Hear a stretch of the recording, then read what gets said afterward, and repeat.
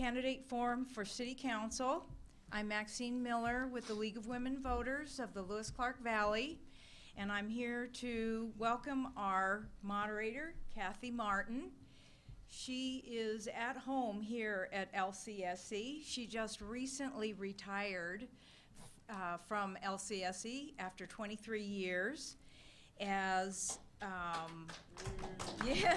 Dean of the Community Program and Governmental Relations, and she's also served on the board of the Lewis-Clark Valley Chamber of Commerce and chaired the Government Affairs. You're in good hands. Please welcome Cathy Martin.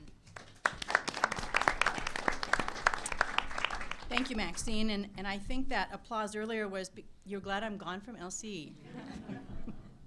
Okay, welcome tonight. This is so nice to have people in the audience and people at home viewing, and of course, our candidates for City Council. Thank you for being here. I want to tell you a little bit about our students too, our greeters in the back. They are here from the Poli-Sci Club, and I'll just say their first names: Michelle, Wyatt, Constance, Lauren, Ben, and Isaac. Thank you for being here. It's important that the voters know where they stand on issues facing the elected office of City Councilor, and we're glad that you are all here. We have prepared questions, and then the audience will be allowed to provide some too. I was thinking the mic changed. Oh, okay. Now, I have a few requests for the audience. Please turn off your cell phones. Shut down and store all personal electronic devices except for the Lewiston Tribune. Please refrain from any disturbances or distractions. So after questions or during their comments, please do not applause or make any comments from the audience, because we don't want to have any distractions or disruptions to keep things on track. We have some handouts for tonight if you didn't get them at the table. Here's our sample ballot. And it gives you some instructions in the back. You can it has all of the candidates' names on it.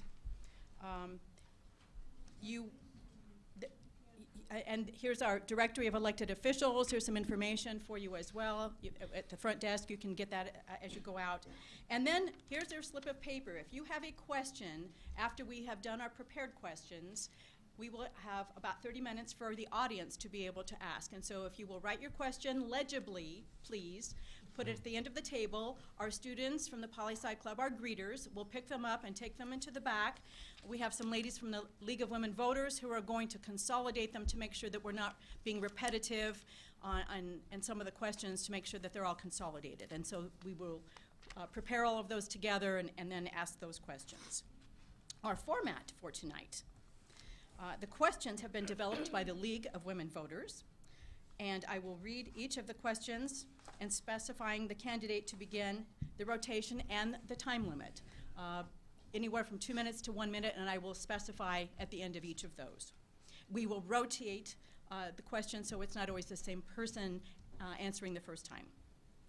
Candidates did not receive the remaining questions ahead of the forum. They have all received the very first question, so after I give the bio about each of them, I will ask them that question, and then it will be a surprise what the other questions are. There will be no opening or closing statements. We do not have time for that. There are now 6 candidates running for 3 positions on the Lewiston City Council, and in the interest of hearing from all 6 candidates on as many issues as possible, that's why we have the time limit. Our goal is to be fair, nonpartisan, balanced, and informative to the voters when they go to vote on Tuesday, November 5 election. And general housekeeping, the first part of the forum we're planning on about 90 minutes. So again, I will introduce each candidate, giving them a brief bio summary, and to let the candidates know I have made some adjustments to make sure that we're fitting with our time frame, so you may see some adjustments that I have made. Each candidate will give their answer to the prepared question, and rotation will begin at the far end and move this direction, and then we'll switch off with each question subsequently to that. All candidates have the same first question, which they have been prepared to answer with 1 minute each. And I will first start off with, Mike will go ahead and tell you what the question is. What are your reasons for running for city council, and what are your qualifications? They will have 1 minute each. The final 30 minutes will be questions submitted by the audience. And again, write legibly, put it at the end of the counter if you would please, and the students will pick that up. We also want to make sure that we have no personal audio or video recording of this live-streamed debate is permitted. No portion or excerpts of this program are authorized for any candidate's political campaign. So even though it may be streamed and you can pick it up later, you may not use that for your personal use. And please address your question to a specific candidate or to all of the candidates when you're from the audience. And they will be picked up by the student greeters and again consolidated by the League of Women Voters. And if for the candidates now, you have been instructed to yield your time. If you do not have something new to add what has already been said by someone else, they have the right to acknowledge your position, but please yield your time. A member of the League of Women Voters will be keeping the time. You'll see Adele here who will remind you when you have 15 seconds and a stop card so that you can complete your sentence, but you will be asked to finish at that point in time. Our goal is to cover as many important topics and issues as possible. We do have a very tight schedule, and we appreciate your cooperation. And so let us begin. I will first tell you about the two candidates who are no longer able to be running for council, but because of the time frame, their names will still appear on the ballot. They just won't be running. And the first is Scott Gleason. Due to unforeseen responsibilities, Scott has withdrawn from city council election. The second is Edward Scroggins. At the particular time, he is unable to dedicate the time that the citizens of Lewiston deserve for a candidate for city council. And so we appreciate that they were interested, but we also appreciate if they can't commit the time that is required, that they're dropping out prior to going through the election. And so we have 6 candidates. And I will begin with the first, starting at the far end. I will give you a brief bio. And this is Ged Randall, age 69.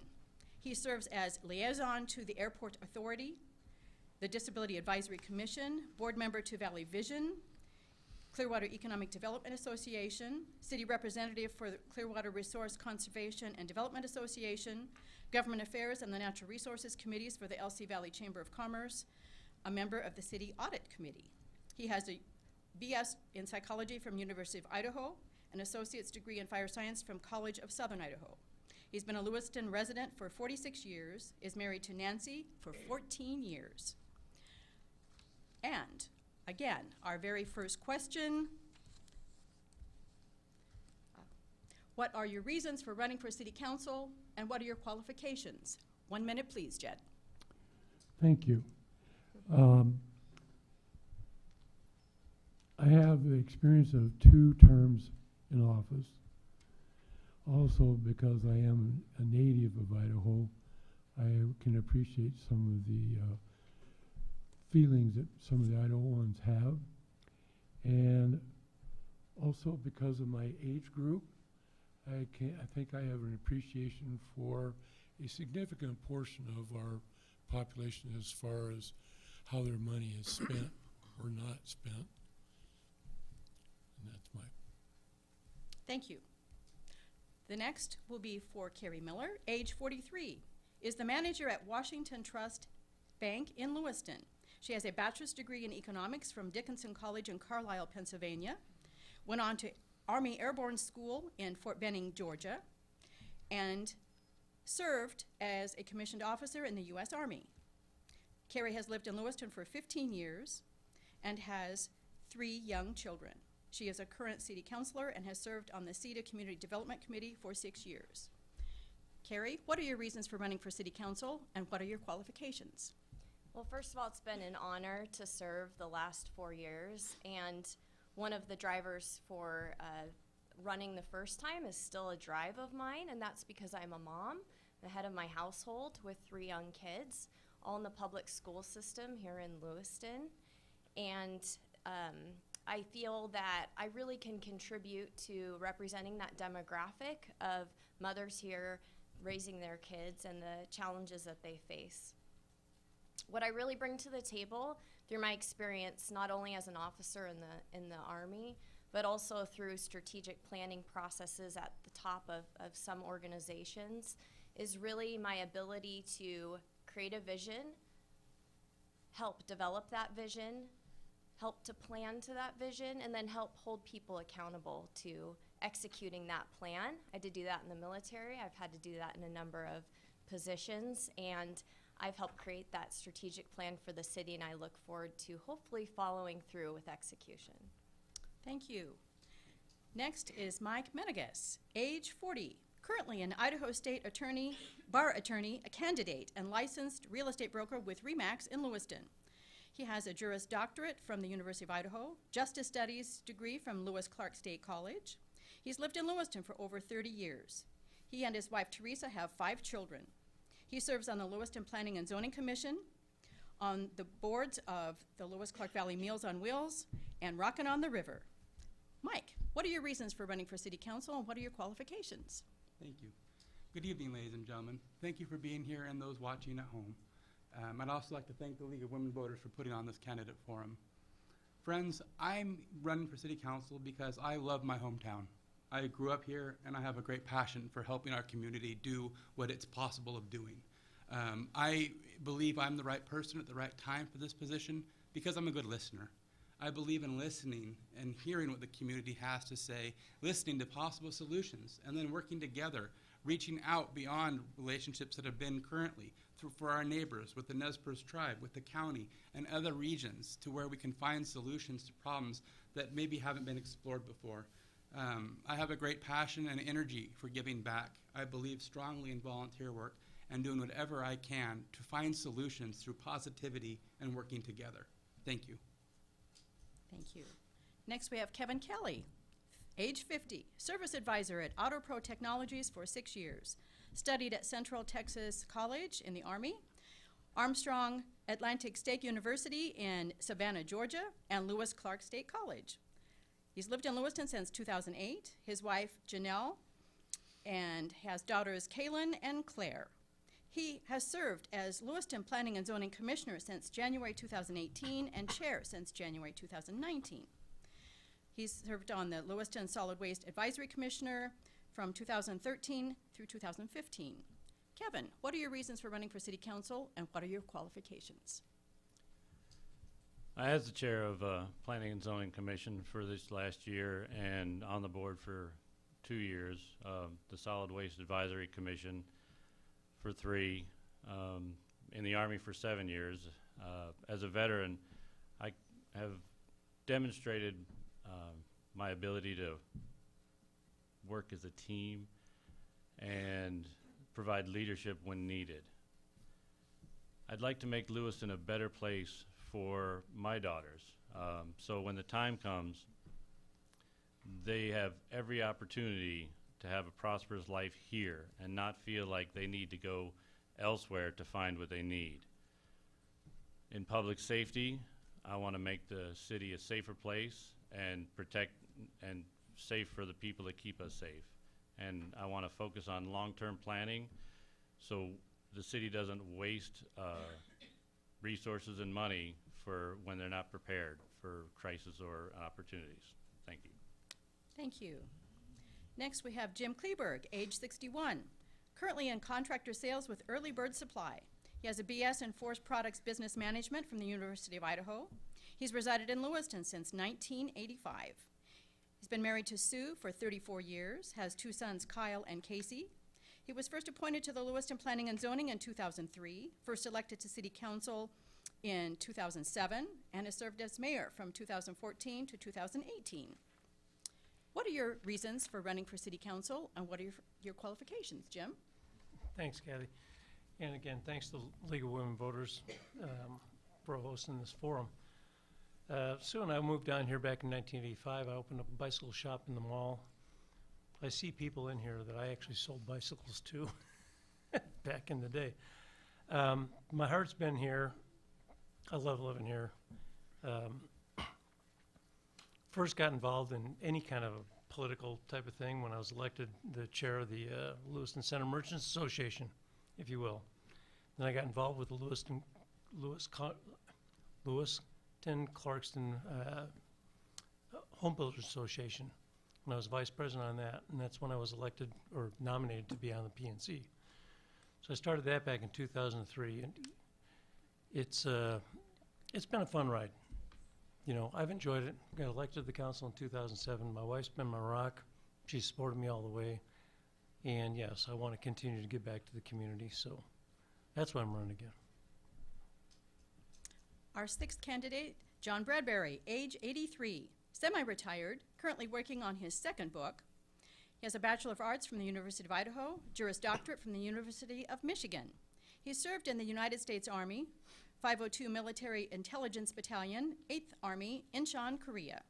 25-year resident of Lewiston, and he is single. He served on the Idaho County Soil and Water Conservation District Board, Northwest Children's Home Board, and as Idaho District Judge. John, what are your reasons for running for City Council? I and want what to are your bring young blood to the qualifications? council is the main reason I ran. Actually, there are three reasons that I ran. One was we had a library that was on the verge of collapse with books being destroyed and employees being terrorized.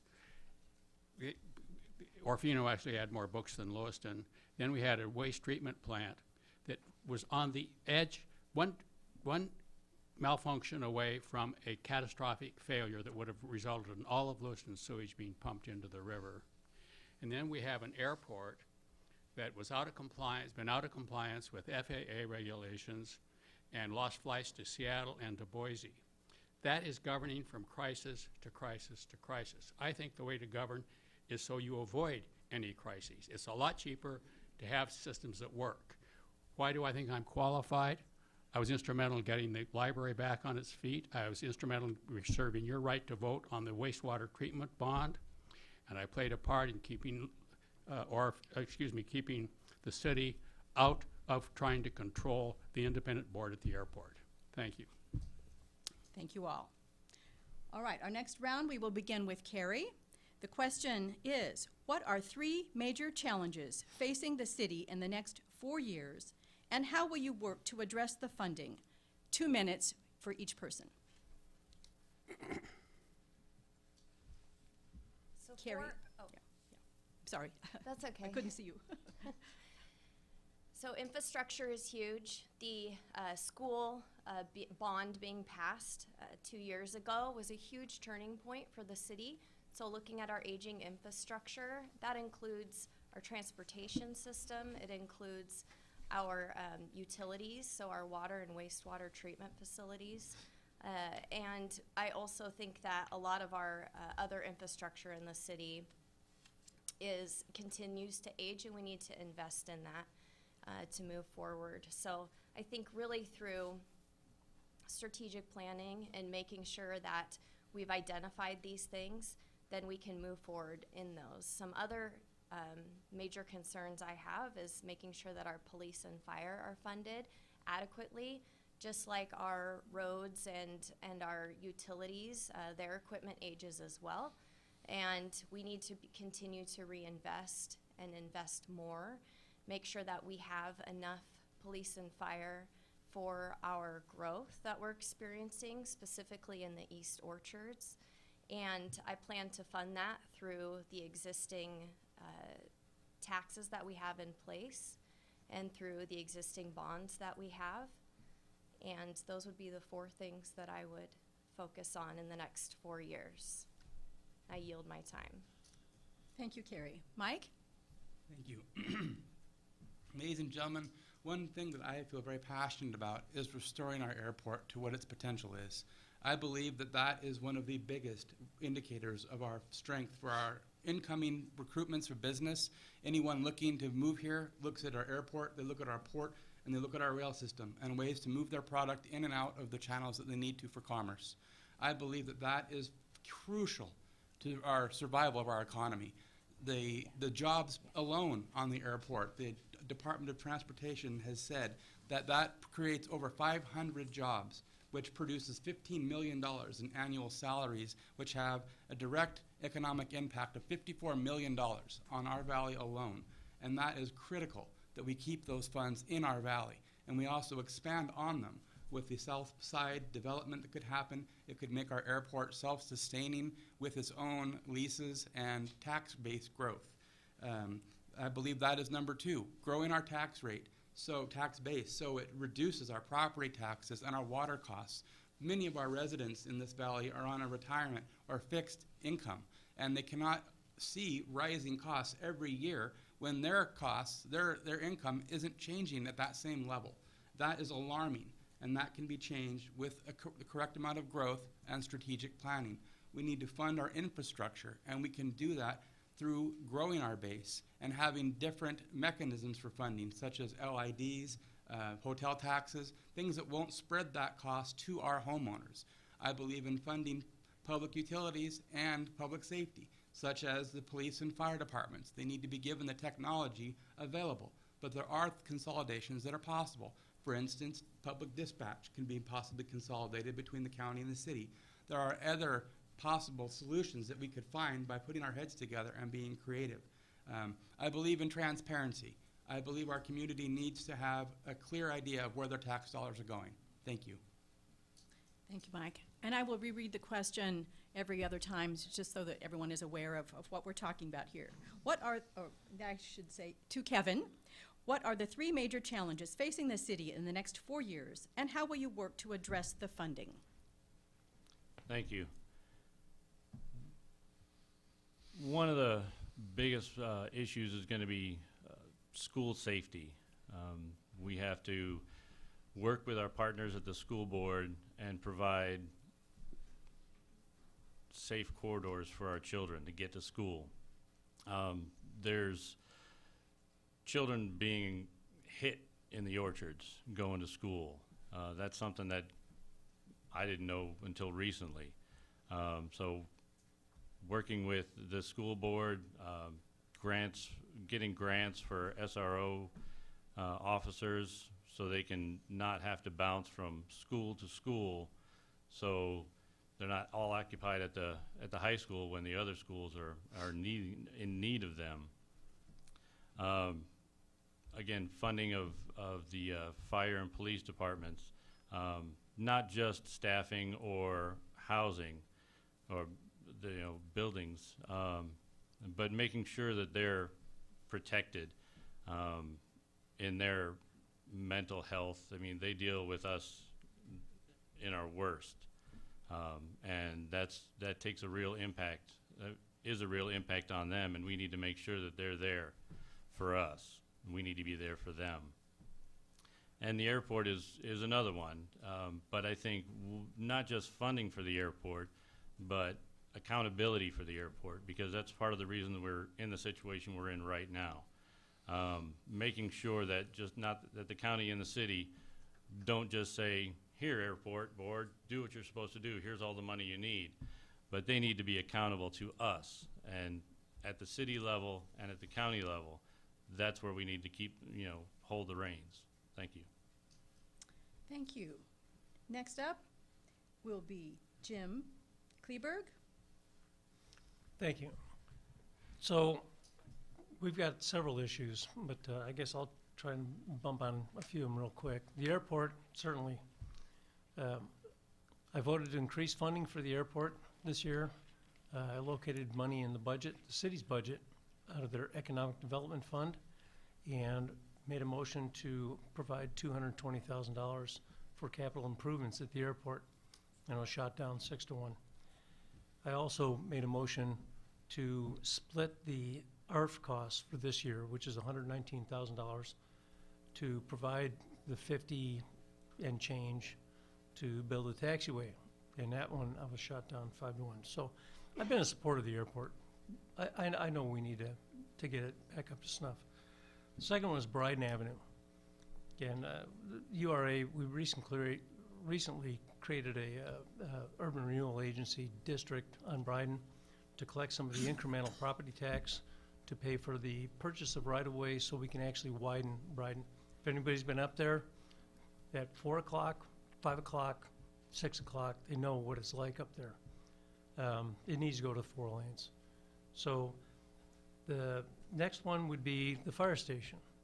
You know, we've been putting money away in our capital building fund to provide for the new fire station. We know we have to get out of the one that's up at the airport currently. It's not suitable for habitation. They don't even have egress windows. I would hope the fire department could put a fire out if they're in, you know, the fire department. But the biggie, you know, just leave you with this, is stormwater in this town. We are going to be regulated by the EPA. It's coming, and we got to figure out our stormwater situation really quick. Thank you. What are the 3 major challenges facing the city in the next 4 years, and how will you work to address the funding? John? Thanks. First of all, I don't think that we're going to, it's nice to have vision of what each of us thinks should be done. But until we have a system of governing that sees that what we want to get done gets done in a comprehensive, planned, deliberate way, I don't think anything's going to change. We can't keep having the same system and expect different results. And I really think we need a strong mayor form of government, so you have executive authority, and you and I know who to hold responsible when things go well, and know who to hold responsible when things don't go well. And I also know that there are parts of this city that don't feel like they're being represented on the city council. I would like to see council persons elected from specific geographic districts. So if you have a problem, you know who to go to, you know how they vote, you know how to hold them responsible, give them credit if they do well, or get them out of there if they don't do well. The other is the economy. We are at the confluence of 2 of the finest rivers in the world.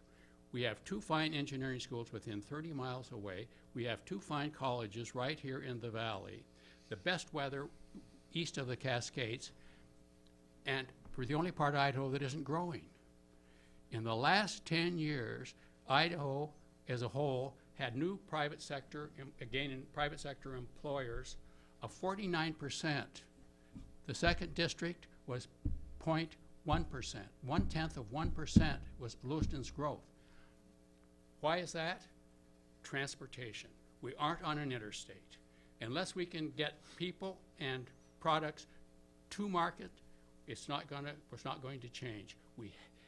Water is no longer working there are no containers going to Portland. No container ships call at Portland anymore. We're going to have to get rapid rail access to the Puget Sound ports where the container ships come in. So when somebody wants to come in and start a business here, we can say in 24 to 48 hours, we can get your products to market. We Thank you, can't do John. that now, and it isn't going to change till we can. Jed? Well, I think the key one is we need long-range planning, of course, and I think we've began to start on that. But then once you start your planning, you're going to have to prioritize. And like you've seen with the other council candidates, there's a whole list of problems. So it's going to take some doing to figure out which things you can do first and how much it's going to cost and what can the public afford. And these are things that are all going to have to be worked out. And then, of course, one of the big ones, I think, is retaining the employers we have and also going after some of the other employers we can for this that would suit this area.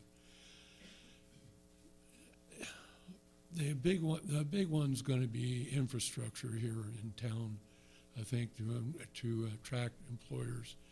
Infrastructure is very important as far as the transportation. Getting the big one is broadband now, and that's almost considered the same thing as water and sewer with attracting employers.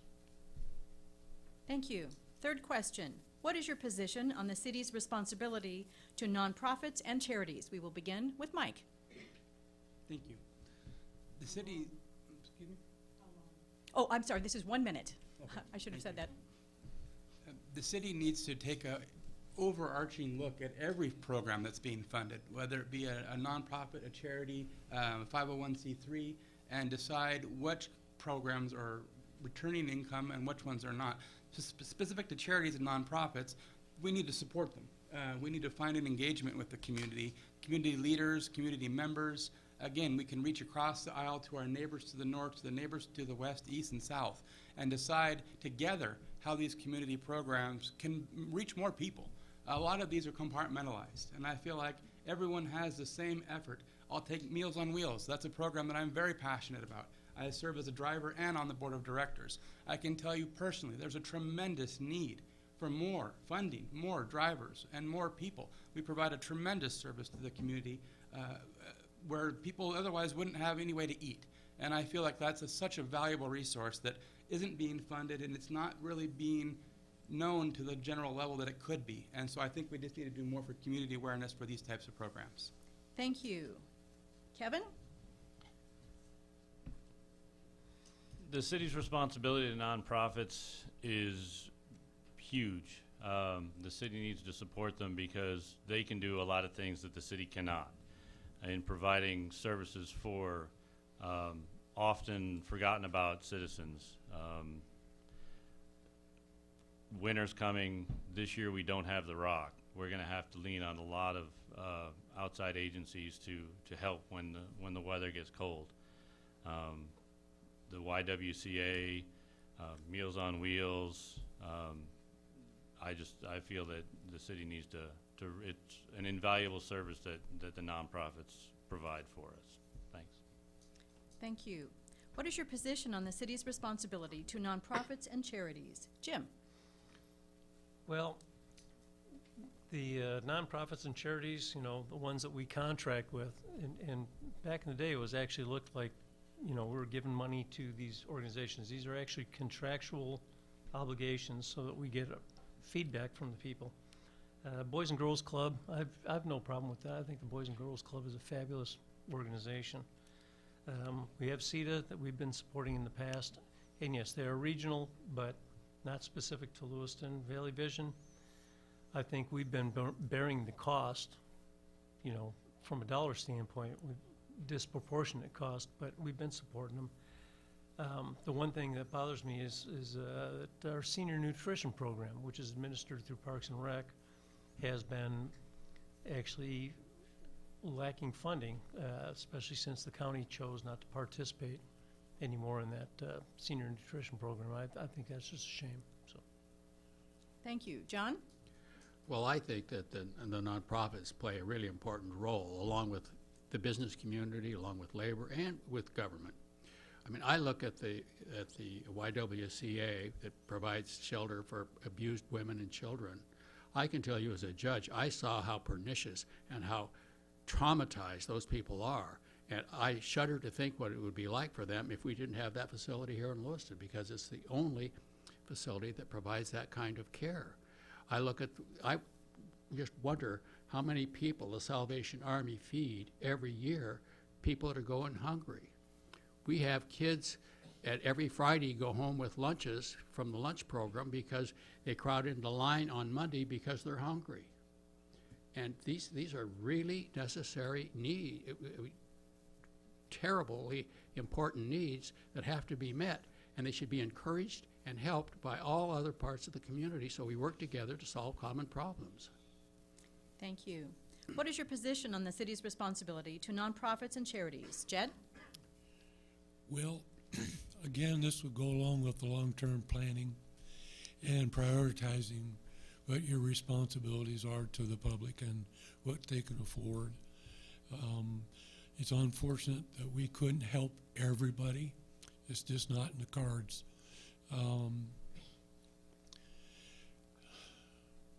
I think one of the areas that would be helpful is for the city to take a look at the ALICE report from United Way. They go every year and throughout the community and find out what the needs of the community are. And I think that would be a good, valuable resource for the city to determine our priority on which services to help. Thank you. Cari? Well, this is a very empowering question for me because this is actually the reason why I was engaged in City Council in the first place. I was the director of one of the largest nonprofits here in Lewiston, the Idaho Food Bank, and we built a new food warehouse and distribution center up in the orchards, and that's kind of with that food advocacy, making sure those kids went home with those backpacks on the weekends. That's how I became engaged with our civic leadership.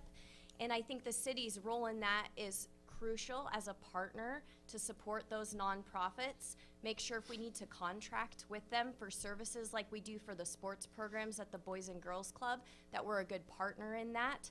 I think one of the rising issues in the valley and something we really need to address immediately is our homeless population. In fact, in our strategic planning this year, we have funded it's a plan, an action plan, and a discovery of what our homeless issues are and what our action plan as a city is going to be going forward. Thank and you, I've been Cari. a champion of that.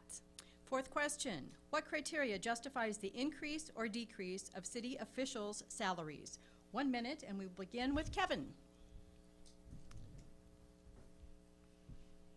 Job performance is a key.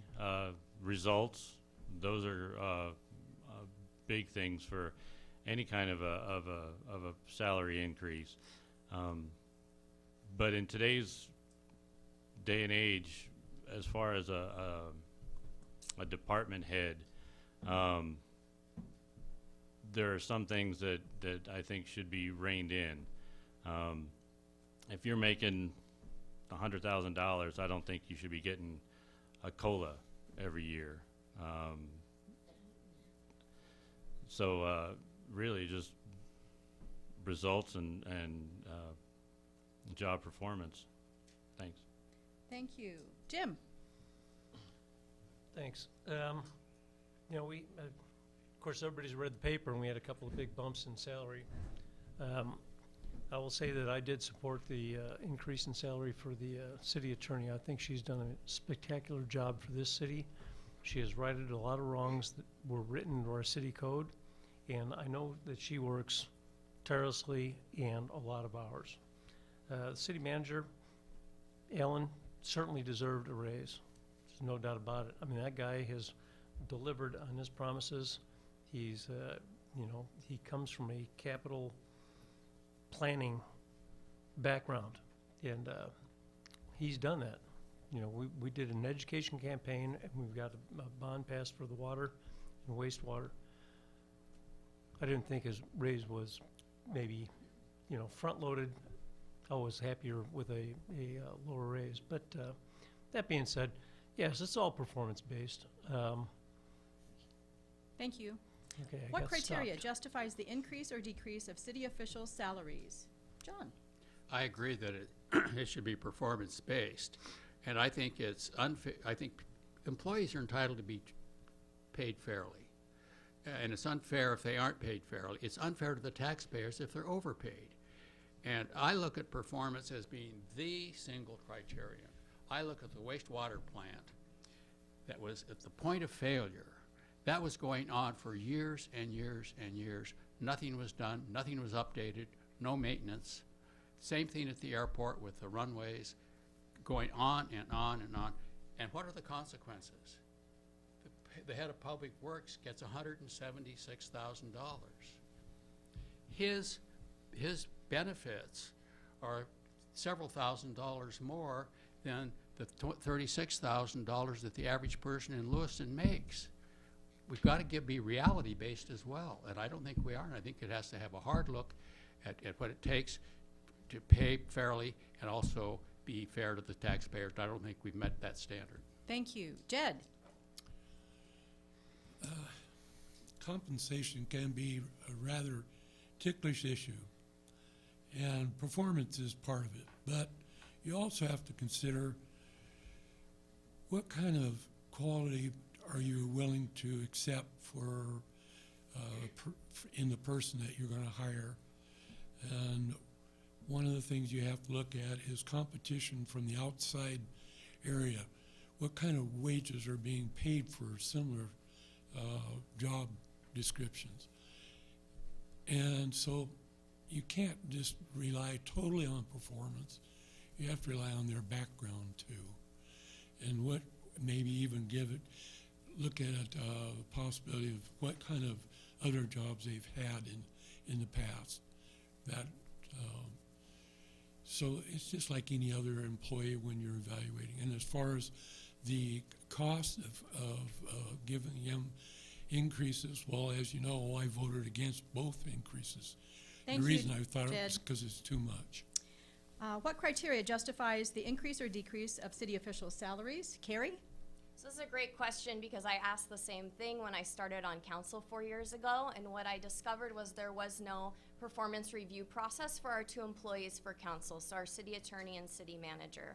And so I worked with our HR director and created, along with those employees, a performance review process, and it was executed this year, and that played a big part in what they were compensated at the end of the day. So one thing that we're doing across the city as part of our strategic plan for this next year is we're doing a salary review of all city employees. We're bringing the unions to the table when we do that as well, and making sure that we're benchmarking with similar communities to ensure that we're paying all of our people an equitable and fair wage, and that we are paying them what they deserve. Thank you. Mike? Thank you. Ladies and gentlemen, we live in a performance-based world. It's really, what have you done yesterday is great, but what have you done for me lately? And I feel like we have a very kind of arbitrary system, and saying performance is rather ambiguous. I believe it needs to be tied directly to metrics that are measurable by the community and transparency. Growth, economic base, tax-based growth, and then have a base salary and fund a bonus structure based off of those metrics. Ladies and gentlemen, our state is the fastest growing state in the country, and Lewiston is stuck in reverse, and that should not be financially rewarded. I really believe that it needs to be tied to a growth metric, and it's irresponsible to just hand money out to someone because they did a good job yesterday. I think that doesn't help our citizens for tomorrow. I really believe there needs to be more checks and balances, and I also agree with Judge Bradbury that we need to have a strong mayor form of government, which the taxpayers will hold the person accountable, instead of just 3 or 4 buddies on the city council that just gives a blind raise without any performance metric. There needs to be more accountability and more trust from the general public. Thank you. 5th question. What do you see as necessary steps to resolve the airport situation in terms of organization and commercial carriers? We will begin with Jim. 2 minutes, 2 minutes. Well, we just went through another rewrite of the Joint Airport Authority articles, if you will, and clarified a few things. I'll just say this. You know, Commissioner Zenner and I are the only ones left in elected office that created the Joint Airport Authority. The reason why it was created was because there was unrest up at the airport. And yes, the city was in charge of the operations of the airport. So we created that in order to get politics out of the, if you will, get politics out of the arena and let a 5-person board go ahead and manage the affairs of the airport. And we were assured at the time that, yes, it'll be self-sustaining. They were going to need money up front from the city and the county at the time. I think after the second rewrite, which was this last spring, I think we've made some progress. And, you know, that being said, yeah, there's still some issues. I mean, they need money. And again, I've voted to increase funding. Got nowhere with my with the council, but I found the money to do it, and I think it was a 1-year deal that really would have moved us forward. So, that being said, I give the airport board, or the JAA, if you will, all the credit for doing what they can, and the interim manager, because I think he's really moved the things at the airport forward. Do we need another airline? Certainly. And I think they're working towards that, so. Thank you. John? Well, I'm all in favor of an independent board, but I have some complaints about how independent boards are set up. I looked at the library board. These were well-meaning people, wanted to do the right thing, had the best intentions. they never had any training as to what their role was and what their authority was. And that has to be passed along in order for them to be effective. You can't expect people to come in green who mean well, want to do well, and not know how to do what they want to get done. And I think that we now have in place at the airport a very competent board, and it took a while to get there. And the job before them is huge. That airport was so neglected for so long that it is shameful. And we are not going to attract any professionals. We're not going to attract any business. We're not going to any manufacturers until they have fast access for their personnel to Boise, to Seattle, to Salt Lake, and hopefully to Portland. I think that can happen, but we have to get out of the way. There have been too many ego fights and too many turf fights. Let the board do its work, get out of the way, and they'll either do it or they won't. But I think we've got to let them, and I think we have the best board we've had in a long, long time. They're making radical changes. When things are bad, radical changes have to be made, and I think they're in the process of doing it. I'm very hopeful that we'll get flights restored to the city of Lewiston. Thank you. What do you see as necessary steps to resolve the airport situation in terms of organization and commercial carriers? Ged? Well, the board, of course, has gone through a lot of transitions over the last, 3 years. And hopefully this will be the final one for several years to come.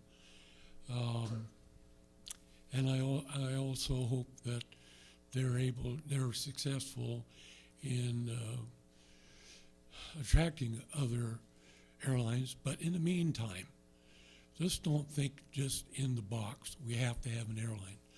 There's a lot of airports in the United States that have one airline only, and they're very successful. So that's a possibility that we can get by with one airline. But at the same time, we got people that want to go to Boise or Seattle.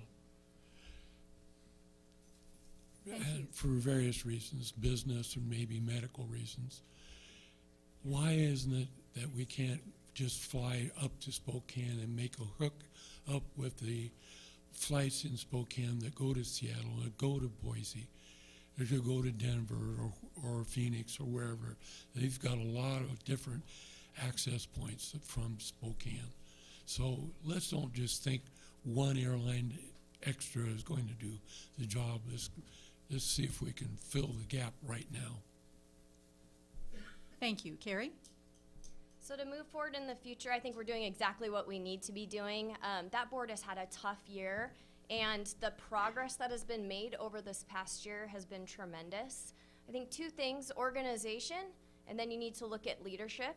And the board organization is something that we will continue to talk about this next year. I hope to be part of that conversation, looking at that joint powers agreement and seeing, do we need to change it at all? Is there something that we can do? We've talked about with the county, with the airport authority, looking at adding perhaps elected officials on the airport board, perhaps changing it. And maybe we won't do that, but it's a discussion that we really should have moving forward this next year. The second thing is leadership. So we've had an interim manager that's made tremendous progress at the airport and has worked so well with the board. And now we have a committee that's been formed to search for a long-term airport manager. And I think support of that search is very important for the city to be engaged in. Everything else, I think that the gentlemen here have already said as far as what we're looking towards the future for. Thank you. What do you see as necessary steps to resolve the airport situation in terms of organization and commercial carriers? Mike? Thank you. I also believe that our new airport board has done a tremendous job, and the interim manager has done a fantastic job of cleaning up the mess related to our 139 certification, which allows FAA funds and grant assurances program to come into play, so we have federal funding and we can guarantee that revenue. Folks, we're in danger of losing those grant assurances, and we have some issues with compliance that our current board is cleaning up very well. But make no mistake, it's not an overnight fix. We need to support that board. We need to look at why we lost the carriers in the first place. And if I could boil it down to one simple word, it'd be communication. We lost the carriers because, frankly, there was no relationship with them. We didn't talk to them. We did not invite them out for site visits. There was no direct communication. And when that happens, relationships fall apart at any level. And we need to get back on the phone like our current board is doing, invite these people in, show them what we're building, fund a second story waiting room. Right now, we don't have enough room to bring in a second carrier because there's no overflow space with the current spot. A lot of part of why we had issues in the first place were load factors, and that is how full the plane gets. The planes were originally a Dash 8 Q200 plane, which had 52 seats, and at that time we were filling the plane 84% of the time. What happened was the carrier switched to a bigger plane, to a Q400, which holds 75 seats. At that point, it went to a 60% load factor, and no one thought to stop and ask questions. How is this going to affect the carriers? How can we reach out to the carriers so they know ahead of the time what to expect, and we could talk about solving these problems, very similar to what Walla Walla did.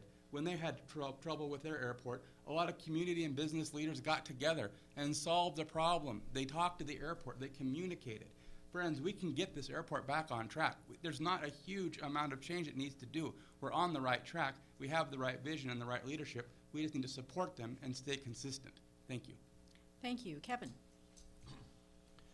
I agree that it seems that the present board is finally set and moving in the right direction. We as a city and county need to kind of get out of their way and let them do what they're supposed to do. At the same time, we need to stay in communication with them, help them set goals, and hold them accountable for everything that's going on, because they're the ones that are in charge. We own it, they're in charge of it though. Working towards getting a permanent manager, that's a very important thing. Bill has been doing a great job so far from everything that I've heard. That's it right there. Thank you. Reminder to the audience, please pass your questions to the outside aisle if you have them prepared. We still have some time. Sixth question, what is your position on user fees such as parking meters or event fees? We haven't finished that round. Yes, we did. Oh, okay, I'm sorry. Yes, Sorry. yes, we did. Okay, so what is your position on user fees such as parking meters or event fees as a resource or a revenue source for the city? 1 minute, and we will begin with you, John. Well, you know, I think we need to reassess the whole idea of user fees. When I read that they wanted to charge a fee for public events downtown and we're trying to restore activity downtown, I thought, what in the world is going on? Who is thinking this stuff up? We provide public spaces for the public to use, and we ought to be encouraging it instead of putting a monetary barrier in its use. It just defies comprehension. Lewiston has a reputation of being unfriendly to business, and we have to change that. We have to get it so the public is there and feels free to use all the facilities that the public is. We've paid for it. We're entitled to use it and not have another charge put on top of it. If we have to go to a different way of funding, that's fine. What it does is it punishes the poor, and they're the ones that need often those facilities the most. Thank you, It's John. unfair, and I'm against it. Jed? Yeah, I feel that fees are appropriate sometimes, especially if it's a large organization from out of town that's going to be using the facilities that the taxpayers have paid for and they haven't. So I think there are times that the use of fees for events is appropriate. What is your position on user fees such as parking meters or event fees as a revenue source for the city? Cari? I think they're two very different issues. So event fees, we're talking about the use of our downtown, our public right-of-way, and for different spaces. And we really want to encourage events, and encourage those family-friendly events and cultural events that people can engage in. So I'm really not at a point where I think that those need to be incurred by citizens. Parking fees, I think that there could be a tipping point in the future where those might be necessary and could be beneficial to the community, but we're not there yet. I think really focusing on making sure we have parking available and making sure that it's regulated accordingly and fairly to make sure we're taking care of our businesses downtown is really the focus, not necessarily charging fees for things, but making sure that we're doing the right thing for the community. Thank you. Mike? Thank you. I'm against them, ladies and gentlemen. With new fees come oversight, and who monitors? What officers are going to go around and make sure the meters are full? I don't believe it's necessary. I believe that parking fees at like the airport would be a good revenue stream for the airport, because almost every airport in the country charges that. Parking fees downtown, I don't believe are appropriate. They discourage families. They discourage a lot of things. Frankly, I believe that that could fall under the urban renewal umbrella. In the fiscal years 2006 to 2018, downtown alone, the Urban Renewal District provided $22.7 million in funds to our community. There could be money for parking. And the mission statement of urban renewal is to promote economic activity and improving vacant and blighted land. I think that there's a lot that could be done with those departments specific to parking revenue. And again, I don't believe that it would just create another box of oversight with who enforces the mechanisms to ticket people if they haven't paid their fees. And I just believe that might cause more issues than it solves. Thank you. Thank you. What is your position on user fees such as parking meters or event fees as a revenue source for the city? Kevin? I don't support them. One of the reasons for this issue is parades downtown, things like that. I think the important thing is to provide a line item in the budget, especially in the public works, for preparation and cleanup of those events. And if the city does that budgeting, it really shouldn't be an issue, because like John said, it really punishes the people that can least afford it. And if we're going to promote downtown to be business friendly and have people, the businesses downtown benefit from people being there, we should do everything we can as a city to promote that and not put obstacles in the way. Thanks. Thank you. Jim? Well, this is an interesting question because, as far as it comes to street closures and stuff, yes, there's an impact on the city budget. That being said, it's far outweighed by what the rodeo parade brings, the Veterans Day parade brings, the other street closures. We used to have a hoop fest downtown back in the day. I have no problem with just closing the streets and the city eats it, because that's what a city should do. On the other hand, if you've got a for-profit operation that's putting on a big event downtown, they require street closures and stuff like that, yeah, certainly, because they're making money off that event. Believe me, folks, it's just they make a bunch of money off it. I'm not going to pick out a single event, but I think you know what I'm talking about. As far as parking fees goes, I know that Moscow's, I actually personally know the meter maid up in Moscow, and her job's totally paid for by enforcing. So I don't know if we need to go to meters downtown or whatever. Thank you. Seventh question. The Orchards area is experiencing rapid growth. How would you address infrastructure needs and other issues related to rapid growth? Ged? 2 minutes, yes. I think we already came up with that when that was partnerships. You have to work with partnerships with the URAs and the county and the city, and depending on where it's located in the city, and like if it's on the border of the city or if it's internal deep within the city. So partnerships is a big thing, and it helps reduce the cost to the taxpayer by having these different partnerships. Thank you. Cari? So I actually live out in in the East Orchards. And I think one of the most important things is having a good relationship with our developers and through our community development department, and making sure we're really facilitating that development so that then that tax base grows and then that can pay for the improvements. We have a huge challenge, especially with our police and fire, and making sure that our response times are adequate to make sure we serve, our public. And so in our strategic plan this year for the fire department, we have a site study and a study of where we should locate a fire station. Should we co-locate public safety resources out in the East Orchards, and how we can really make sure that we're taking care of those citizens out there. But I think it's really a partnership with the developers in the area and a good, strong community development department. Thank you.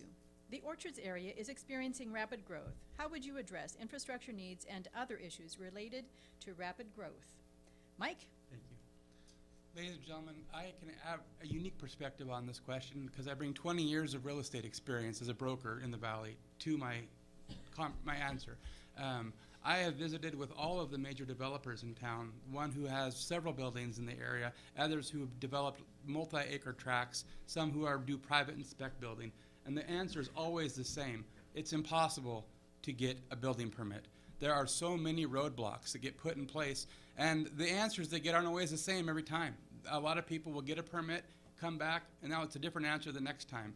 I believe there's horrible inconsistencies within the Community Development Office, and that needs to change. We need to remove that red tape to make it more builder-friendly. Annexation is inevitable in the East Orchards. We have to have that infrastructure in place through things like the urban renewal. That can be a great tool if it's used correctly. And I think that is where we need to go. There's a lot of different options, but it starts with development and annexation because, again, these builders and developers aren't able to do what they want to do. And so they just move across the river. And that's Clarkson has seen a tremendous boom, and I'm happy for them for that. But our tax base is what matters, and we need to improve that. And as land becomes more and more rare inside of city limits, we need to work on infill development like we have in downtown areas by removing the restrictions. A lot of the city code can be rewritten to where they don't have such easement restrictions and setback restrictions. Things like that can just be looked at from a common sense perspective. Requiring a sidewalk but then in the name of safety, and then deciding that, well, maybe it's not that important if you just contribute to a general fund. To me, that effectively is a shakedown. I don't believe that that's a proper way to encourage building. If it's a safety issue, then let it be a safety issue. But just saying you can contribute to a general fund, to me, takes away the safety argument. And I think that's been a huge roadblock for some development. Thank you. Thank you. Kevin? This is where long-term planning really comes into focus. I don't know if you've traveled out there very much lately, but some of the roads, some of the back and forth from Thane to the East Orchards, they could use some real work. The URA has addressed some of it as far as sewage project that's been going on, and that's been working on the roads too. But just long-term planning and really focusing on safety, providing those safe corridors for schools and students and things like that. Thanks.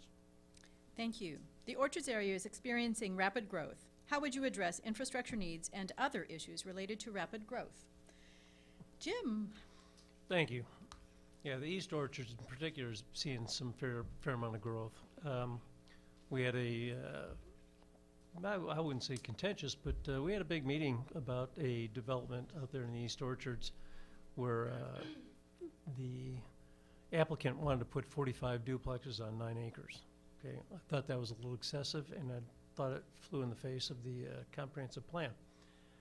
That being said, going back to Mr. Menegas' comment about the FILO with developers out there in the East Orchards, sometimes it doesn't make sense to put a sidewalk in. But you know what?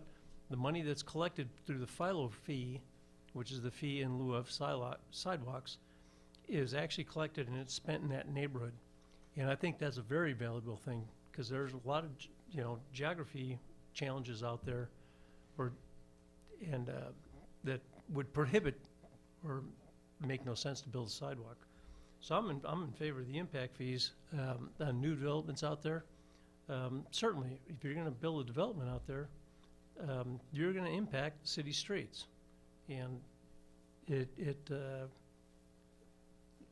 just like the old days when somebody built a whole subdivision, and then all of a sudden they got all these kids that need to go to school. Back in the old days, that's the way it was from planning and zoning. You actually had to put money aside out of every parcel that you sold to build a school. I mean, that's how the school systems were developed back in the 50s. So the orchard's rural in nature, and I really hate to see big developments going in out there because that's not what the residents want. Thank you. John? Well, after sewer and water and public safety, I think those are givens, and I think those have to be provided. But when you're talking about infrastructure in the orchards, what infrastructure? I would like somebody to be in a wheelchair or a walker and try to get around the orchards without any sidewalks. You're basically housebound. I live on Preston. We have kids getting off school buses in the middle of the winter when it's dark, and the only place they have to walk where the ground is smooth, where you can actually walk without tripping, is on the street itself. There's going to be a serious accident, and nobody seems to care. What is more basic than something to walk on in a residential area? We don't have it. And so when it comes to, so what does the city do? This is where I say we need a strong mayor form of government. Instead of sidewalks in the orchards where disabled people can get around and kids can get off a bus and feel safe, we have, I don't know how big a brand new sidewalk in the port that nobody uses. How many people driving down to the mill that have seen that sidewalk going down to the mill have ever seen anybody walking on it? We've spent hundreds and hundreds and hundreds of thousands of dollars on sidewalks where no one walks, and we have the biggest residential area in the city where we have no sidewalks where everyone walks. And so when it comes to infrastructure, that's where I think we have to start. Let's get back to basics. It's sidewalks, it's streets, it's police protection, it's fire, it's water, it's sewer. And till we get that taken care of, the frills ought to be thrown out the window, and they come after we've taken care of the essentials. And we have not done that in the orchards. Thank you. 8th question. During the budgeting process, there are funding requests from entities aside from necessary city services. How would you prioritize such requests, and what decision-making process would you apply to such requests? 1 minute, Cari.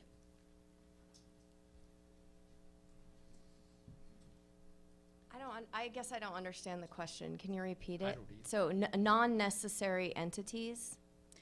During the budgeting process, Okay. there are funding requests from entities aside from necessary city services. How would you prioritize such requests, and what decision-making process would you apply to such requests? So I'm going to choose to answer this from funding requests that are made from they don't belong to the city. So you're looking at Valley Vision, a membership from CEDA. You're looking for the tourism industry, Visit Lewis Clark Valley. I look at return on investment.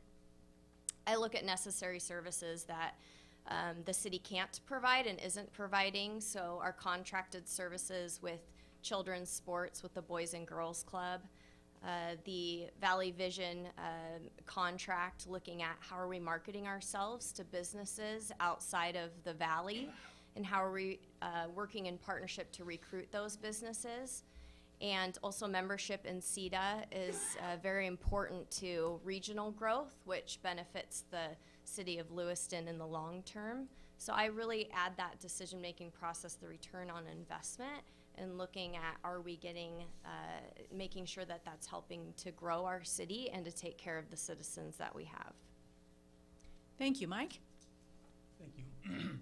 I would think that it would be wise to ask for any requests to be done a fiscal year in advance, so it would give plenty of budgetary time to think about and plan. I would also think it would be prudent to form a citizens committee made up of various members of the community and ask their input, as well as mixing with community leaders and deciding what programs they think might be good for new applicants, For existing programs, I believe it should be a lot merit-based. It should be looked at of how much have we put into this program in years past. I'll use Valley Vision. It's been a great program for many, many years in the Valley. I look at its return on investment maybe today, and I wonder if they have the same philosophical approach that they could. And so maybe the citizens aren't getting their best return on dollars spent for programs like that, and it should be examined instead of just throwing money into the fire necessarily. Again, you can look at things from different perspectives for existing programs versus new, but I do believe that communication and citizen involvement is critical. Thank you. During the budgeting process, there are funding requests from entities aside from necessary city services. How would you prioritize such requests, and what decision-making process would you apply to such requests? Kevin? I would really focus on, like Cari said, return on investment. That's a huge thing with, where you're supposed to be spending your tax dollars in a fiscally responsible manner. And then I would look at the non-tangible benefits of anybody that's asking the city for money, and go through that. That's and go through what most benefits the public. Thank you. Thank you. Jim? Well, I'm kind of agreeing with the previous speakers. It is basically, it boils down to a return on investment. If we're going to donate, I shouldn't say donate, we're going to contract a service with groups that are outside the normal purview of the city, we need to take a good hard look at it. The Civic Theater came to us at the second reading of the budget this year. Why they took so long to come, I have no idea, but they were requesting the return of the $30,000 and change for the which we had previously budgeted. Well, it's a little late in the budget process to do that. So, of course, I voted against it. And actually, we didn't even bring it up, I guess, what was the deal was. But no, you need to see a return on what you're paying, and it's got to be quantifiable. Thank you. During the budgeting process, there are funding requests from entities aside from necessary city services. How would you prioritize such requests, and what decision-making process would you apply to such requests? John? Well, I think that if they are nonprofits and they are providing a cultural or athletic, making an athletic or cultural contribution to the community, those are important things to support.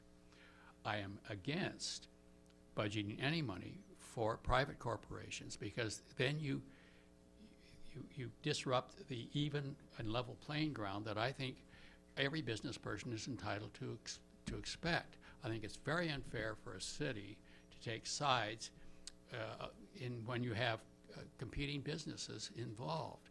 That it's not fair to them. I don't think it's fair to the public, because it affects even the prices that may be charged for those services. But when it comes to theaters, hospitals, whatever type of cultural, libraries, those sorts of things are they're necessary to attract business even. One of the first things that businesses wanting to relocate look at is, what is the cultural life of the city? What is the educational system, and what is transportation? They all deserve attention, and to the extent that we contribute in that sphere, I'm in favor of it. Thank you, John. Jed? Well, the intangible, I think, would be the thing that you'd have to look at. An ROI, your return on your investment, I don't think you can always measure the nonprofit by the return on investment. There are some, like I imagine CETA and Valley Vision could be measured on ROI, but there's other ones that are beneficial to the community, such as Meals on Wheels, that the city could contribute to, that would be beneficial not only to the nutrition of the people, but also to their psychological well-being.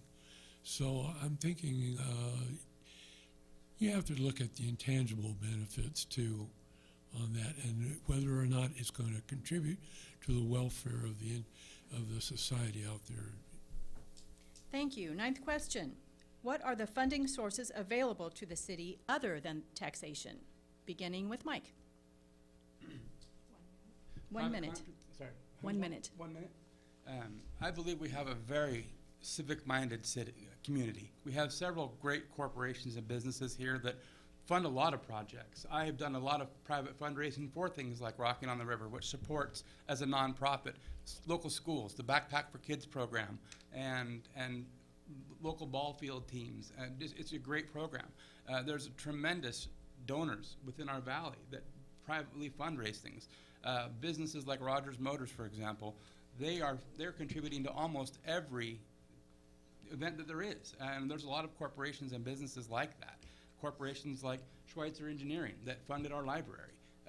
There's a lot of private contributions that are available. We just need to give them a compelling reason why, and reach out and explain to them the benefits of their civic engagement.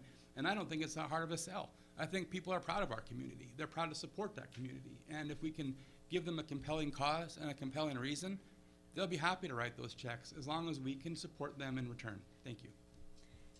Thank you. Kevin? I can think of two right off the bat that,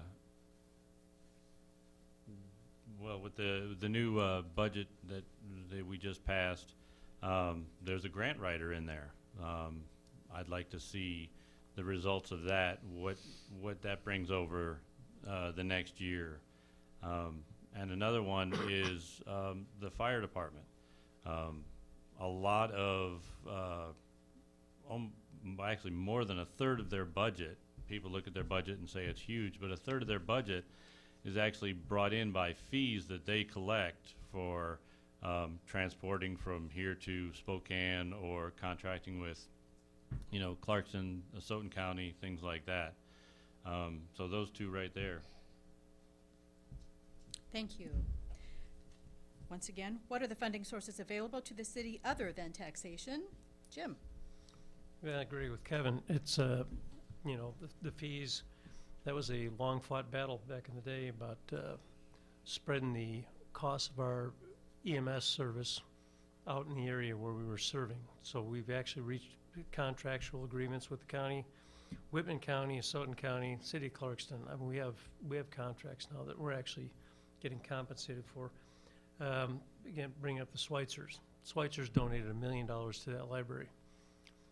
The Library Foundation raised enough money, $1 million, to match the city's contribution dollar for dollar for the first phase of the library. Thought that was phenomenal. One of the biggest fundraising efforts in my experience and talking to people in the state.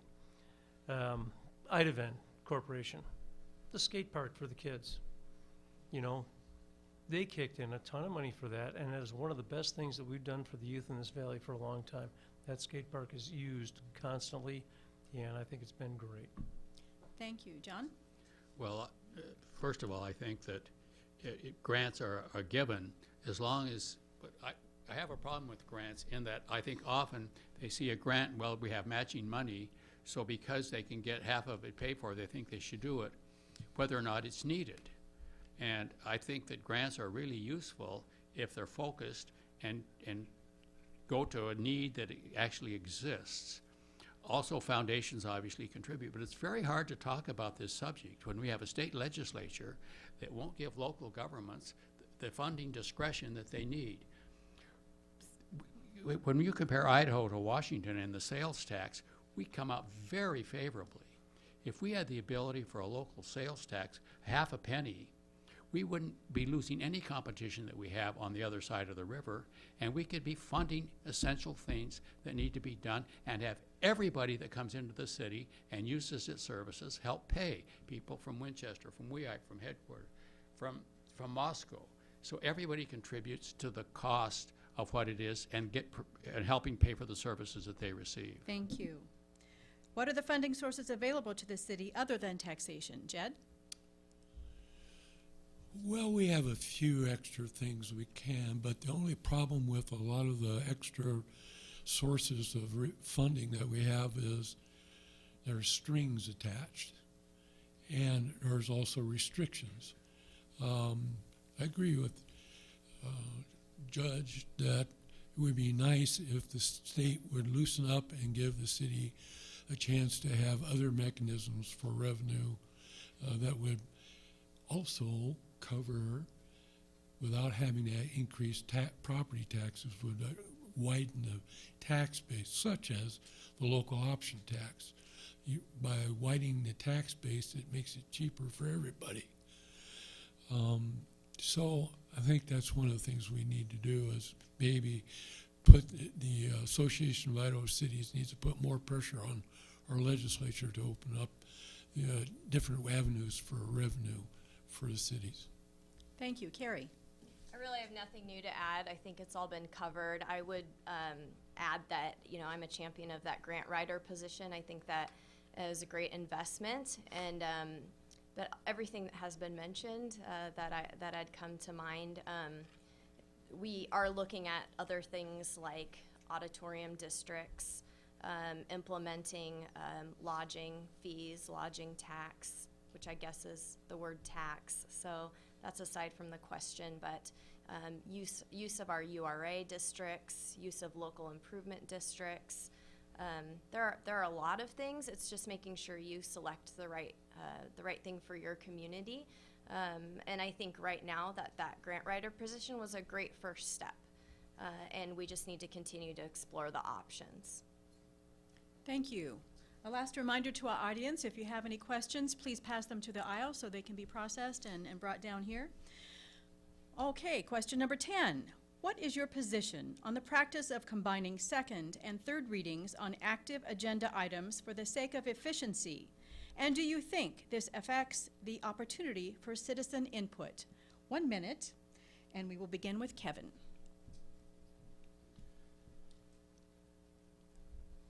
I think that it really has to do with just a case-by-case basis, because sometimes it is more efficient, but I really do, on planning and zoning, my main goal is to make sure when we have a public hearing that nobody walks out of there feeling like they didn't have a chance and an opportunity to be heard. We've had some long meetings, but it's been paramount to make sure that everybody makes sure that they are heard. So, but every once in a while, there's just it's not an issue that anybody's there to talk about or really needs to. So, in the interest of efficiency, I think that it's okay to do then. Thank you. Jim? Yeah, I agree with Kevin. I mean, we've had times where we were going to do 3 readings in one night, and that kind of raised the hackles on the back of my neck. I think there should be an opportunity for everybody, but there are times, just like Kevin said, I've been on the P&Z also, where it doesn't make sense. Nobody comes to testify at the first, public hearing or whatever, and then we're going to go to the second and third reading. Does it make sense to have 3 of them? Probably not. But if it's a contentious issue, you're darn right. I'm not willing to combine the second and third readings at that point in time. So I think we've done a good job of making sure everybody's heard. Thank you. What is your position on the practice of combining second and third readings on active agenda items for the sake of efficiency? And do you think this affects the opportunity for citizen input? John? I'm not in favor of any procedural device that limits the ability of the average citizen to contribute to the process of governing, and that's what the public comment is for. And it's one thing to be given the opportunity to be heard, to speak. It's another thing to be listened to. I learned as a judge that you don't make up your mind and then listen to the witnesses. You listen to the witnesses and get the facts, and then you make up your mind. And too often I go to these hearings, and eyes are glazed over, and they start looking at their watch. When is this going to be over? That's why I think we ought to have representatives from specific districts. So by gosh, I tell you, you wouldn't have a problem with the water disparity, the cost of water disparity between the orchards and downtown, if you had people representing downtown and they were paying 3 times what we're paying for water in the orchards. It's really important that not only they be given a right to speak, but they actually be listened to. Thank you. Ged? When I first started on the council, my principle was we need to have all 3 readings, and I really pushed that. But like Councilor Kleeburg had said, there's moments that the topic of discussion on would not really necessitate full 3 readings, just because, for one, the total lack of participation from any citizens, whether written or called in by phone or whatever like that. So sometimes it actually is beneficial just combine the second and third readings. However, for the most part, I strongly believe in the 3 readings. So if nothing else, the opportunity is there. Not necessarily that it's taken, but the opportunity is there. Thank you.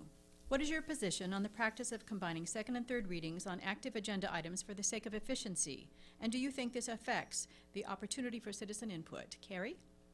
Well, one of my personal values and one of my greatest values as a leader is respect. And so I want to be respectful of people's time, and I also want to be respectful of people's input. So it's kind of a balancing act. When we have meetings that are 5 hours long and go into 11 o'clock at night, that's not really being respectful of people's time. So I think it's very valid to look at what are we conducting in that meeting, and can we do that in a different way to be respectful of people's time. But I also think that, as the gentlemen have said, there are issues that do really require more citizen input, more availability to speak your mind at each of our meetings. And I think that we have really championed that respect, make sure that they have the opportunity to contribute. But I also think that being respectful of people's time is important. Thank you. Mike?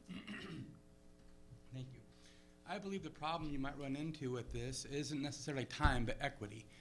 People get treated differently in different scenarios. And then, again, there's an inefficiency. There's cost overruns that create delays. I look, as a planning and zoning commissioner, I've seen this firsthand, where you have a deadline for the first reading, and everyone knows it, it's posted, it's there, but yet no one really respects it because they know, oh, there's gonna be a second, there's gonna be a third. Well, this costs money to the people who are in these projects. They have carrying costs, they have litigation and legal fees, and it doesn't make sense to have their attorney come to 3 different hearings if we can streamline that process. I believe if we have a fast deadline, you have one first reading, and then perhaps for an action item, make it one, and then maybe a second for a final. But you could do a work session, you could do a brainstorming thing before you get there, but if people have posted deadlines that they can abide by, there's really no benefit to having a second or third. In my opinion, that just wastes time, money, and resources. There's just really no need and no benefit if you can be efficient with your process and your streamlining. Thank you. Our final prepared question is, what do you think the greatest responsibility of a city councilor is to the residents? 1 minute, and we will begin with Jim.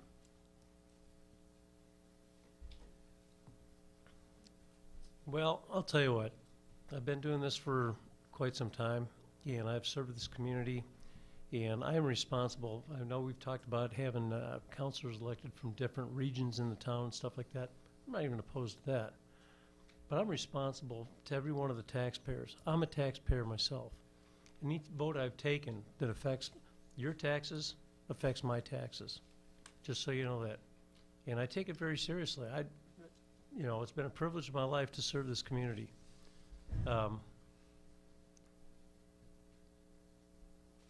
That's about all I got. All right, thank you, John. Well, I think the first responsibility is to do your homework. Familiarize yourself with the issue so you know what you're talking about when the issue comes up, and then listen and listen and listen. I think too often we forget who we're there to represent. And I have been amazed in the trials that I presided over. At the last minute, some witness comes up and it changes the entire context of the question. You all of a sudden start reassessing your point of view, and you say, wow, that makes sense. Why don't we do it that way? That's how it ought to work. It isn't going to work if we haven't done our homework, don't know what we're talking about, and don't listen to those people who are directly affected and have something to contribute to the solution. Thank you. What do you think the greatest responsibility of a city councilor is to the residents? Jed? Greatest responsibility, I imagine, is first off is to listen. The second responsibility is to be as frugal as possible without shortchanging the taxpayers. Thank you. Carrie? So I would comment that servant leadership is the most important thing, and being that conduit for the citizens to get something done. And so I'll give you a couple of examples. I really think it's the small things that make the biggest difference.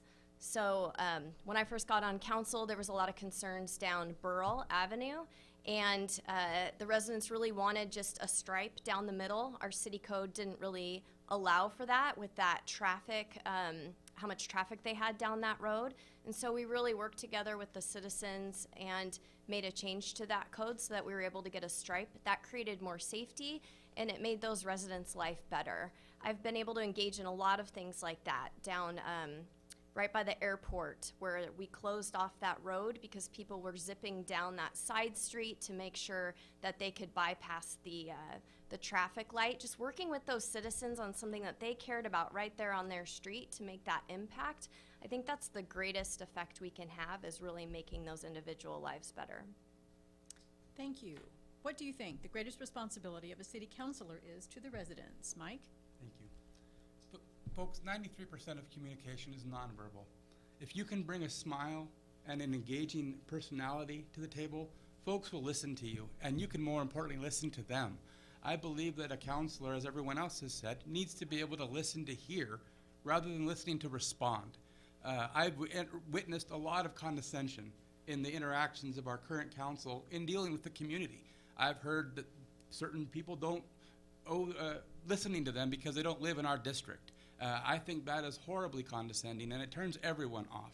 I think that if a counselor can be approachable, can be friendly, can be engaging, and also know what they don't know. I am not an expert on every issue. I believe that this room has wonderful ideas, and I would love to listen to them, have them explain them to me, and then we can all talk about a solution. But you have to be humble, and you have to be approachable. You can't pretend like you know things that everyone else doesn't know, and you certainly can't talk over people. Everyone has a voice, no matter where their house is. Thank you.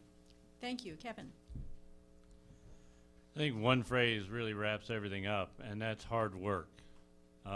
It encompasses listening, knowing the subject matter, doing your homework, being approachable, getting out into the community, being a part of it, going to the events downtown, the rodeo, everything, being out there, eating out in restaurants downtown, being able to be approached, and knowing the citizens, out into every different neighborhood that we have, and knowing what the problems are and how to, and when the citizens come to you, you don't have all the answers, but you can point them in the right direction. So hard work is really it right there. Thank you. That ends our prepared questions. We will begin with questions from the audience, and these are all 1 minute in length for time. What value do you place on alternative modes of transportation, i.e. public transportation, bicycling, walking, and how do you see yourself supporting them if elected? John? I'm all in favor of alternative modes of transportation, particularly transit systems. It's really important when you have a city that's as spread out as we are with a commercial center that is far away from a lot of the neighborhoods, that the elderly, the young, those that are low income have access to the same facilities and same opportunities that we do. And unless we have those kinds of opportunities, it's a different world for them. They ought to be sharing our world. And we only do that with good transportation. In terms of bikes, I'm all in favor of that. If you have a bike lane, if you want to build a stable or two, I don't care if you ride a horse down the street. But the important thing to me is that it be available to people that can't drive, don't drive, aren't able to drive, get to where they need to be, whether it's for a medical appointment, it's shopping, or it's going to the dentist, or even actually going to see their lawyer. Thank you. Jed? I'm very supportive, I think, in alternative methods of transportation. I particularly like to support the transit system. I strongly believe in that. One of the main reasons, like the judge pointed out, was that it helps those people that can't afford vehicles or can't afford the gas or whatever like that to be able to get around. And particularly, it helps them have more opportunities for getting employment. And that's beneficial to the city in general. Thank you. What value do you place on alternative modes of transportation, i.e. public transportation, bicycling, walking, and how do you see yourself supporting them if elected? Cari? I see tremendous value in alternative modes of transportation. In fact, I am a member of the Lewiston Rotary Club with our transit manager for the city, and creating that relationship with her, making sure that we work alongside our staff. And this past year, we've been able to extend service to North Lewiston, things that we've really worked to do for years. I think it's important, exactly as Jed has said, for people that need that alternative. We've heard from members of the disability community, making sure that we're extending services to different areas and really looking at what's most cost effective for the city, but being responsible to expand where we can. And as far as bicycling, when we have the bike master plan, we look at implementing those pieces along the journey as well. I think it's something that we are very aware of and have seen other cities be progressive in, and I would support being progressive for Lewiston. Thank you. Mike? Thank you. As more developments come into play, you see a lot more implementation of green spaces and parks and bike trails. Specifically along Warner recently, there's been a tremendous development, and people use those trails and those parks a lot. And I believe, I'm an avid outdoorsman. I love riding my bike, and I'll ride up and down our levees. It's one of our best assets. We have riverfront views for 20 miles. It's wonderful. I would like to see more of those. I also believe we could look to a city like Spokane. They've implemented their Lime bike system, and I think that on a smaller scale, that would be wonderful here. Not everyone has a bicycle, and but maybe they just want to ride to the store. Maybe it's a nice day, and they can go ride a few blocks. And if we have those kind of products available, I think it would work really well. It would cost some money to get it funded, and so we'd have to look at those impacts first. But I do believe that people would use them, and there's a big desire for them. As far as public transportation, I think that our mode is going more towards Ubers and other types of private rides. So I'm not sure that we need to constantly have a community-funded bus, so to speak, but I do believe there's a lot of options available in today's market. Thank you. Thank you. What value do you place on alternative modes of transportation, i.e. public transportation, bicycling, walking, and how do you see yourself supporting them if elected? Kevin? I place a high value on it. The transit system in particular, especially getting it out to the East Orchards. I know there's a lot of people that need that to be expanded. One of the best things about it is the free kids during the summertime. My wife takes my two daughters and they go do a whole circuit to make sure that they know that it's available. As far as walking, to support it, I think that we need to really delve into and make again, long-term plan into more sidewalks, where they're supposed to be. Jim talked about where it's not geographically able, and I understand that, but there's no reason a kid should get off the bus in the wintertime and not have a sidewalk to walk on. So, thanks. Thank you. Jim? So, this is close to home. As somebody who came down here in 1985 specifically to open up a bicycle shop, yes, I've been in favor of alternative transportation methods for a very long time. In fact, I participated in the first master plan that was put together, and I believe it was 1988, might have been 1989. My memory's getting a little fuzzy. Dave Peckham from the Palouse Clearwater Environmental Institute came down, and rode with a bunch of gals that were in the Twin River Cyclists. That was the original bicycle group here in town. And they've developed a master plan. And has it been tweaked? Certainly, but they actually had a vision for it. When I first got on the council, we actually took over, under the guidance of Laura Von Tersch, took over Valley Transit's ownership of our local transit system, and that's probably one of the best things we've ever done in this city. We were getting hosed by those guys. We took it over, and we have made a very successful transit system. Thank you. Next question. What should be done to handle the traffic that will be a result of the new high school? Starting with Ged. 1 minute, yes, each of these are 1 minute. There's already a plan for handling that. However, I just don't foresee it being a successful one at the intersection of 10th and Warner in particular, right there next to the bank and the Schwab tire place. I'm really concerned about that intersection, very concerned about that intersection, especially when the school bus is going through or not going through.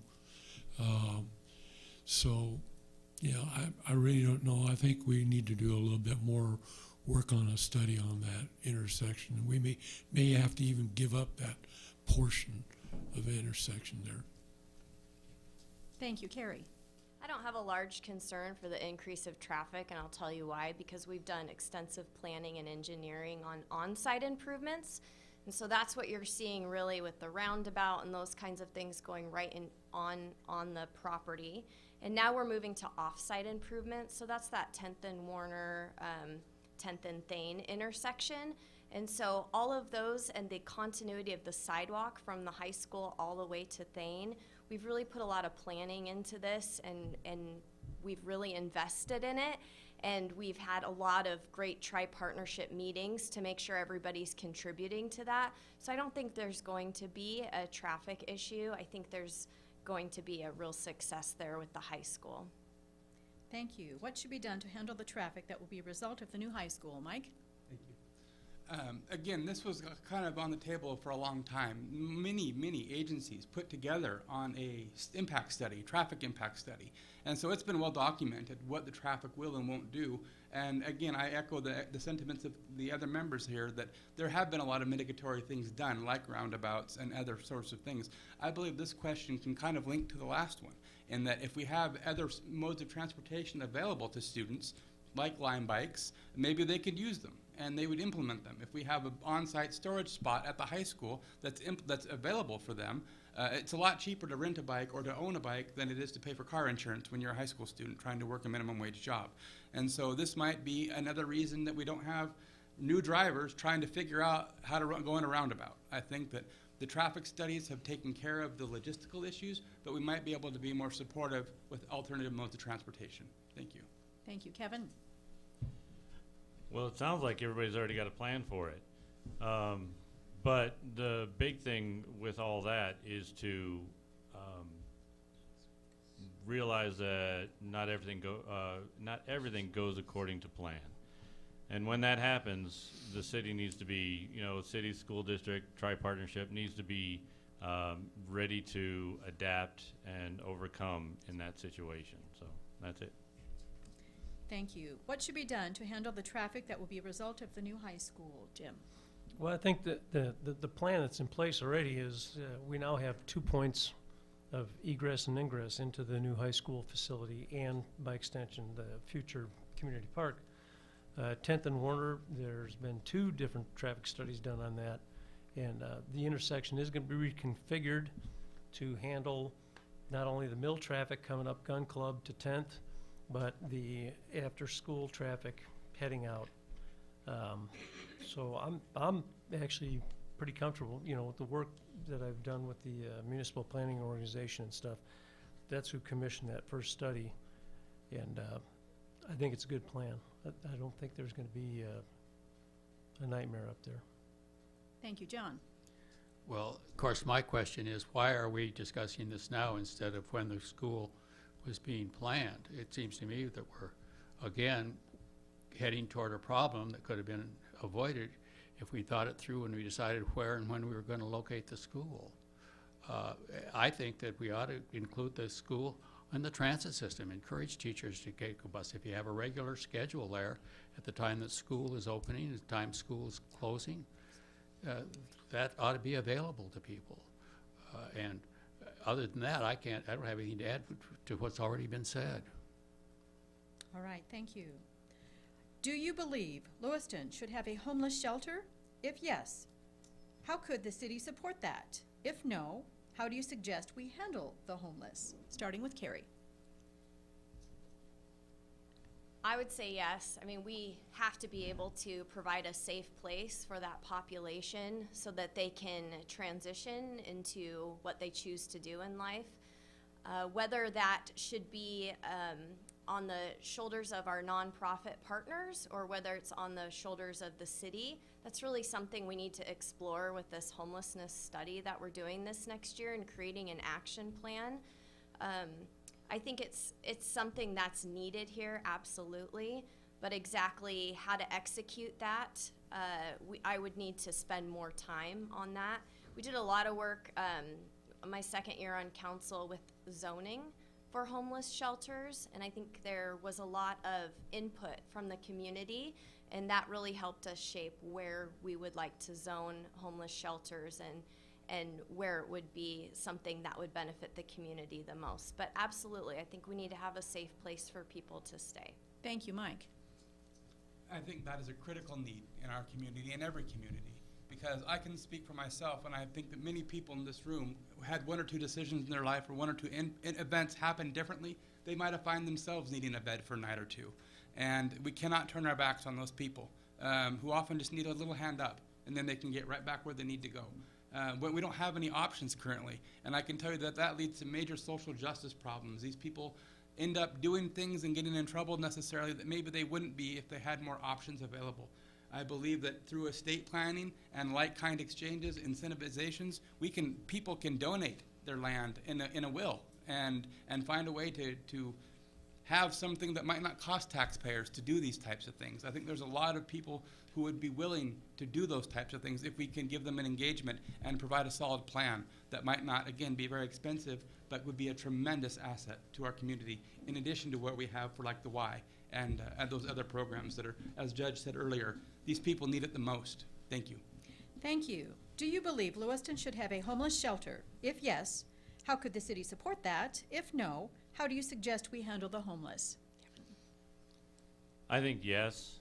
The city can support it by talking with groups like I attended an event with Union Gospel Mission a couple of weeks ago, and they're looking at coming down here and what they can do and how they can help the population that needs it, especially when it pertains to substance abuse and things like that.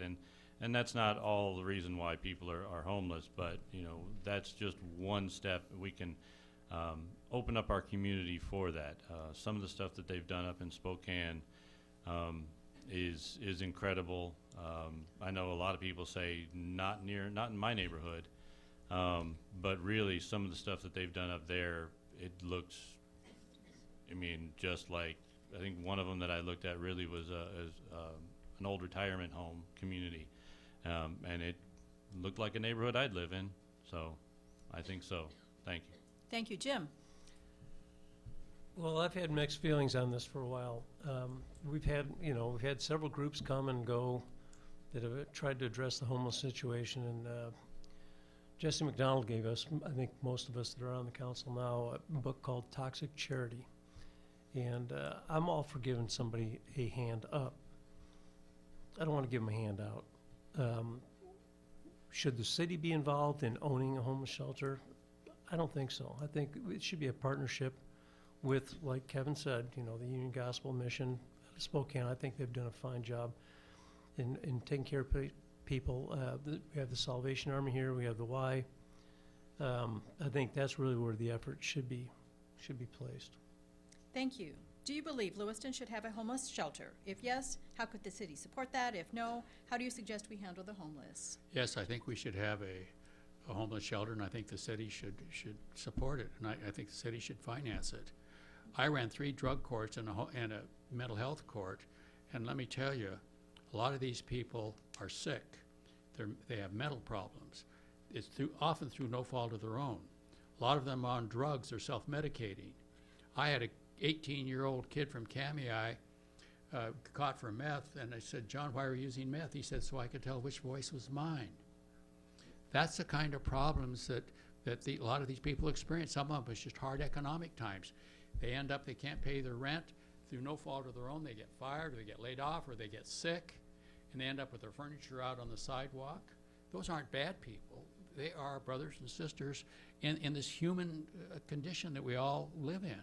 And I do think, though, we have to consider the community, and we have to have a community discussion as to location and how it's policed. But the thing I will say about it is when they say not in my neighborhood, without one, they're going to be in everybody's neighborhood. So it's really important that we focus on this and do it right and have the community involved when we do it. Thank you, Jed.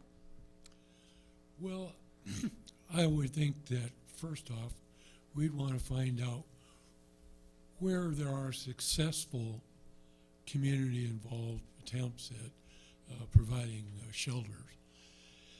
And then what exactly is involved in that, and how much money is the community going to have to be ready to bear if they take on this responsibility.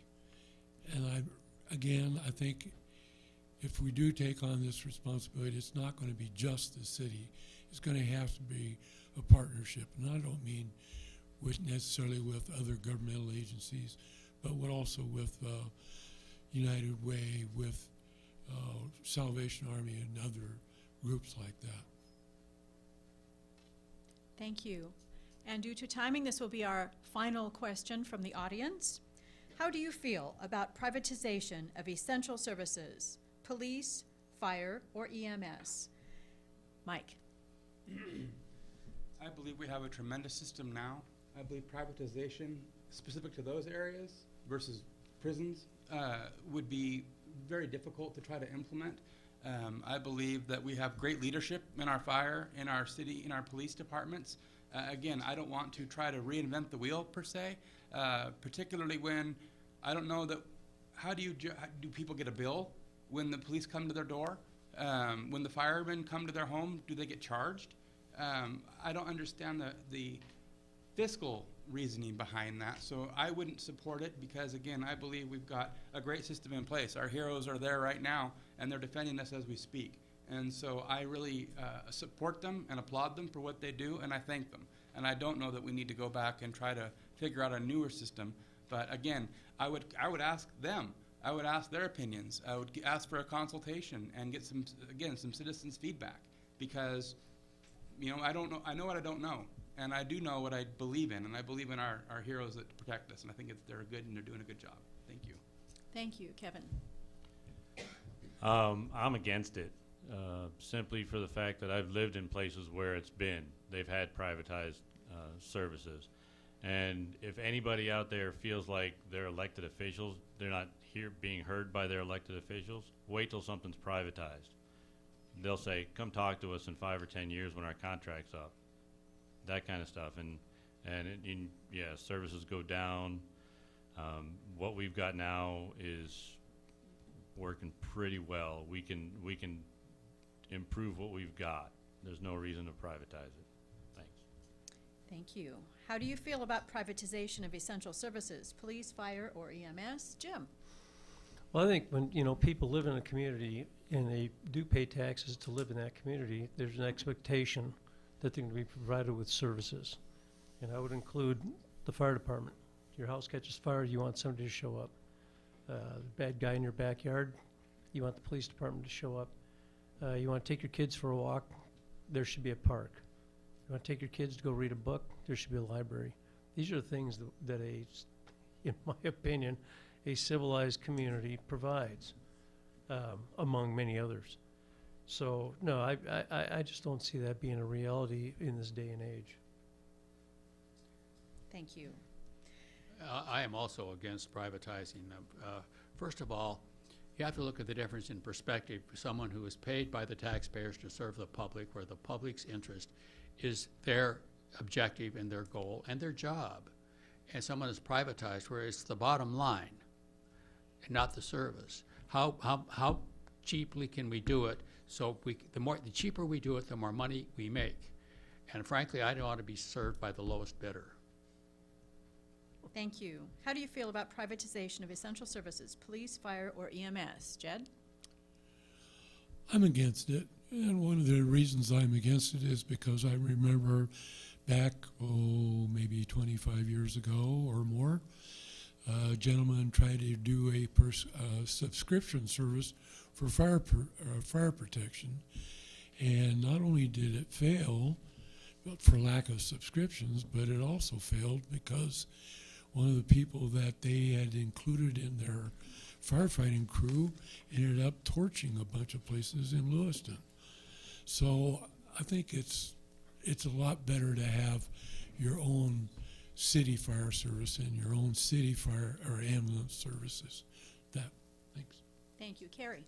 So privatizing those services would bring a decrease in quality, and I'll just tell you firsthand, when my dad fell at my home this summer, the care that he received from that paramedic, Ryan Humphrey, was unbelievable. It brings me to tears just to even think about the service that we were provided. And to have a decrease in that quality would not make me proud to live here. And so I think that the service that we're given, from a first-hand personal experience, the care that he received that day while visiting from out of town was second to none. So no. All right. Thank you so much. We are now ready to conclude. We want to thank the League of Women Voters, especially Maxine and Adele, and thank you to the City of Lewiston. Thank you to Lewis Clark State College and our greeters, and especially thank you to our candidates for participating in tonight's forum, and to the audience for your questions, and those who are here and viewing from home. Registration forms are available on the table outside the classroom. Make sure your registration form is in the courthouse by Friday, October 11. Vote in person.